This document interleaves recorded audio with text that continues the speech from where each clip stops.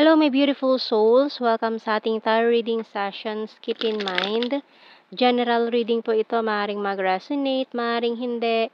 Kunin nyo na lang po kung para sa inyo and leave the rest. Maaaring mag-shift the energies or magkabaliktad ang sitwasyon. Kaya kayo na pong bahala kung saan kayo nakalugar sa reading natin. Okay, let's see.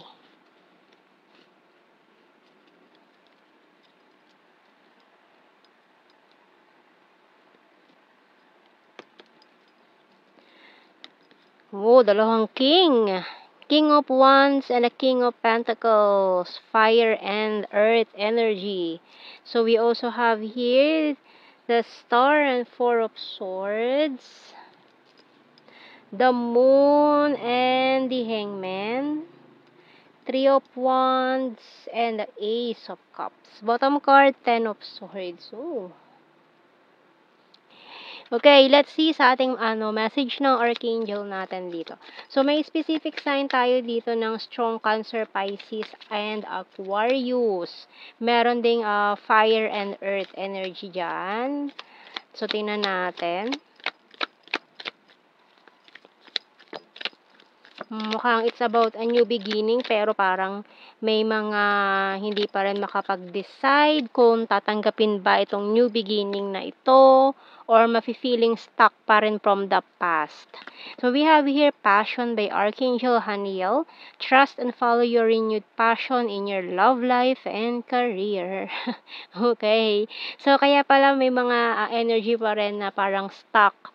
Kasi may mga nare-renew dito kumbaga renewal of contracts or ganyan, kumbaga parang iniisip niyo na aalis na ako dito sa trabaho ko, hindi na ako magsa-sign ng another contract. Pero ayan, mukhang may magre-renew na naman. Or sa inyong love life naman, kung parang ayaw niyo ng another year, parang another kontrata na naman para sa inyo 'yon, 'di ba? So, parang ayaw niyo nang ituloy, nagdadalawang isip na kayo, or kung ikaw naman ay OFW, parang ayaw mo nang ituloy yung kontrata mo, ganyan, or may mga magre-renew pa rin, ganyan. Pero ang mangyayari, decision is magre-renew pa rin, parang kahit ayaw mo na, sige pa rin. Gano'n, 'di ba?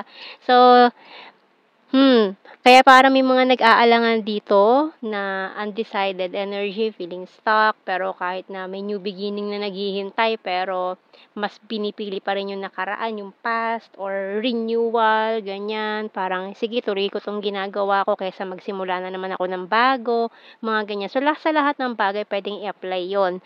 So, tingnan natin sa ating mga signs and symbol cards. Lalo na kung ikaw ay may maganda ng trabaho dito sa Pilipinas, matagal ka na nangangarap magpunta ng ibang bansa, tapos ayan, magsa-sign ka na naman ng contract dito sa inyong trabaho, pero parang kumakaway-kaway na yung work abroad na pinapangarap mo lang dati. So, parang undecided ka ngayon dito.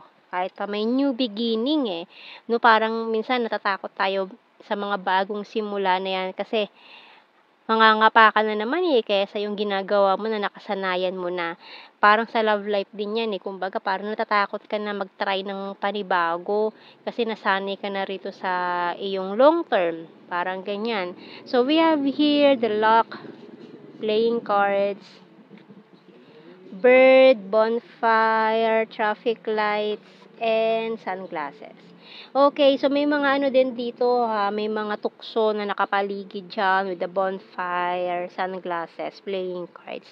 So, maaaring ito ay reminder for you na kung iniisip-isip mo na mag-cheat, ayan, may mga nag-iisip-isip mag-cheat sa relationship nila or nawawala na yung loyalty sa partner kasi may mga bonfire energy dyan sa paligid na nagpaparamdam. So, maaaring ito ay isang sign for you or para sa partner mo kung nakakaramdam na siya ng parang, teka, may tumutukso-tukso sa kanya or sa'yo, di ba?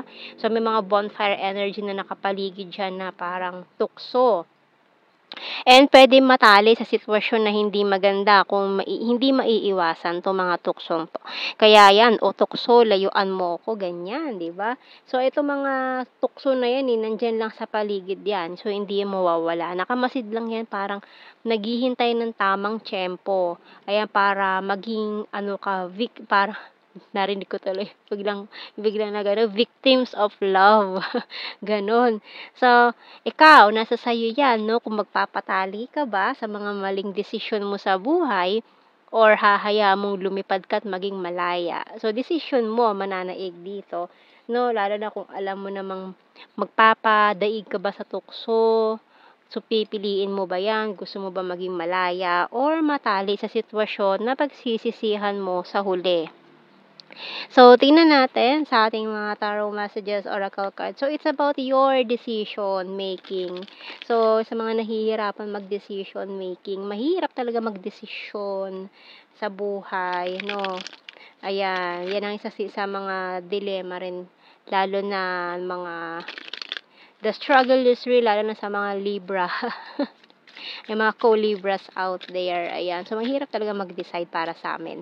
No, ayaw namin na minamadali kami sa isang decision. Gusto namin yan or manghihingi kami ng opinion ng iba bago kami mag-decide. So, can I call you? Hi, crying over you, feeling lost, and I can't decide. Ayun na nga, yung mga undecided energy natin dyan. No, and yung for some of you, kung nangyari na to, na yung partner mo is nagloko na, pumatol na siya sa bonfire energy, nag-playing cards na diyan, naglaro na ng apoy and playing cards.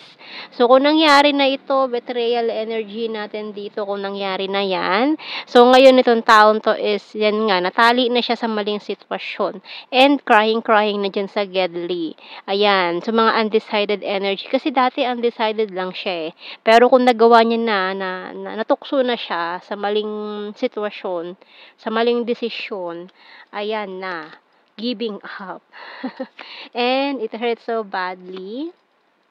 I'm so in love with you, I want a family with you, and honesty is the best policy. Pero hindi pa niya to napanindigan, yung pagiging honest na lang sana.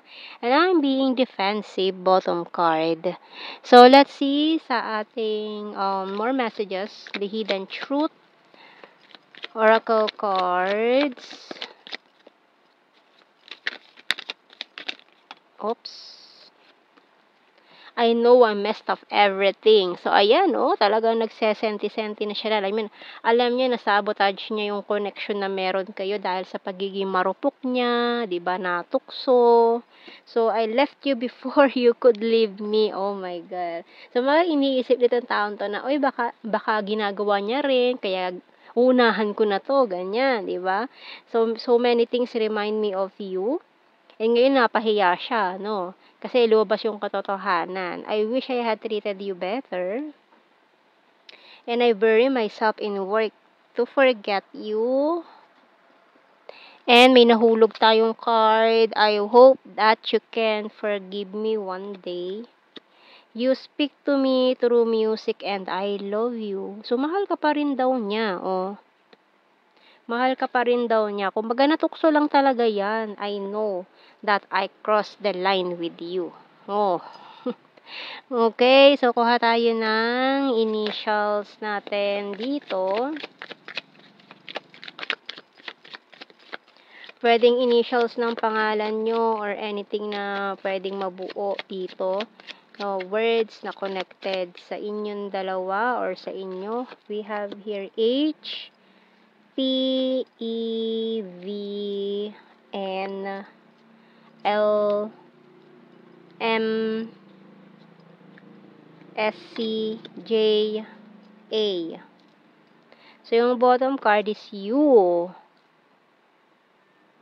USA. Ayan, pwede.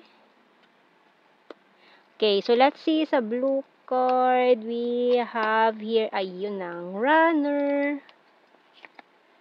At ito hang chaser. O, diba? After niyang tumakbo, ayan, kumbaga dati ikaw yung naghabol sa kanya, pero ngayon, magbabaliktad ng sitwasyon. And we also have here, past life lover. Yan. Kung dati ikaw ang naghabol sa kanya kasi siya yung tumakbo, ngayon naman siya yung maghahabol sa'yo kasi parang ano na no, nagkabaliktad na mga sitwasyon diyan. So, let's see sa ating general signs and messages.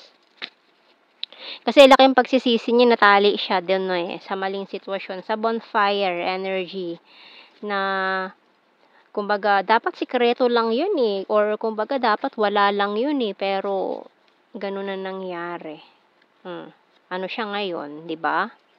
So, we have here October number 8, pwedeng October 8,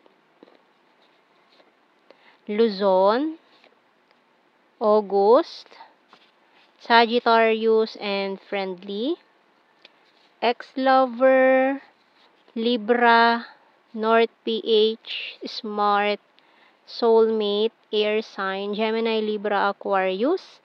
Once is fire sign, Aries, Leo, Sagittarius, birthmark, number 7, fire sign again, Aries, Leo, Sagittarius, quiet person, long distance, Virgo, and divine masculine. So, yan ang ating reading, my beautiful souls. Thank you for watching. Take care and God bless. See you in our next reading, guys. Bye-bye.